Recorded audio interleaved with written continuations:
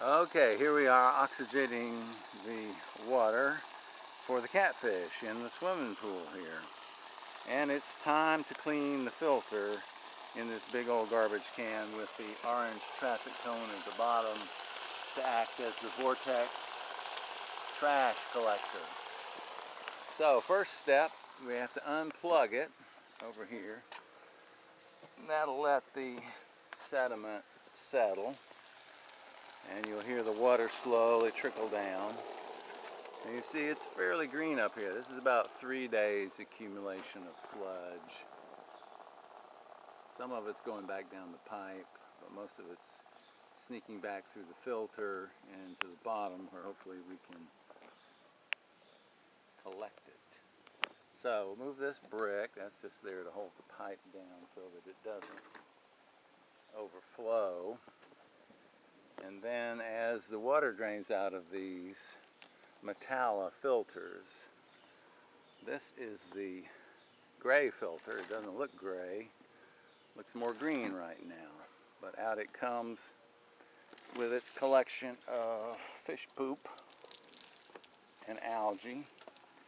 That'll go over here to be rinsed down in a minute. Meantime, the blue filter, which is finer, or less fine, excuse me, is draining, and you see all these little snails that accumulate in here. They breed. I like to throw them back in the pond because they eat a lot of algae. And if I rinse them off of my filter, then we will lose their population and the benefit of eating all that algae. I believe that they nest down inside the filter here, and you'll see lots of little bitty eggs attached to it. Also, the nitrogen treating bacteria are supposed to colonize the filter media and get rid of the bad ammonia, and I can never remember which converts. Ammonia converts to nitrate to nitrite or vice versa, but anyway, they get rid of the bad stuff that harm the fish. So there's two ways to do this. The books say just wash the filters down into the bottom and drain it away, and maybe we'll show you that next time, but this time we'll take it out and clean it the old-fashioned way. So I'll put this one over here to drain for a minute, and the rest of the filter, they're held up by this metal contraption, and as you can see there's just oodles of snails here. They're busily feasting. I don't know if the catfish eat the snails or not. I tend to think they would make a nice chewy morsel for them, especially if I'm out of town for a few days and can't get my good friend Ron Bowman to come over and feed them. I've already given them 4 cups of food this morning, but let's just see if they're still a little bit hungry. The book says give them all they'll eat in 25 minutes. Well, I'm not going to sit around 25 minutes watching catfish eat. They've got to come when I feed them, and if they're not hungry, then the minnows will eat it. Oh, there's a few of them still around. Yeah. They're about a foot long now. I've got 100 of them in this pool supposedly, although a few of them were eaten by the bullfrogs and the birds. So we're probably down around 90, I don't know. Anyway, it's almost time to get my grandson Frank to come up here and catch a few for supper.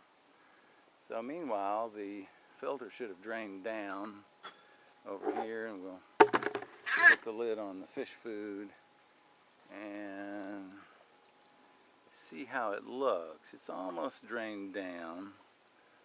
We can drain out some of the green sludge from the bottom. Let's just see what's available. So if I open the stopcock, this goes down to the bottom of the orange traffic cone. This will let out a little clear water first that was in the pipe, and then you'll see what was in the bottom of the collection cone.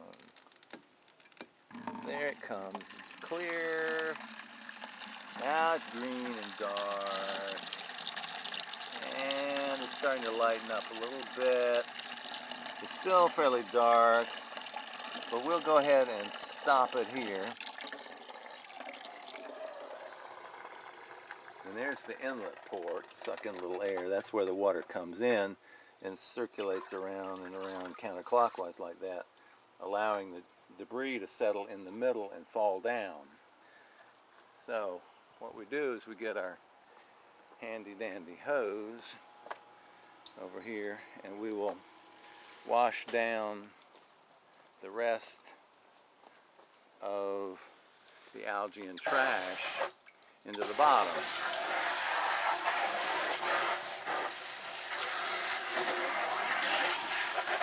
As you can see, it washes out pretty easily.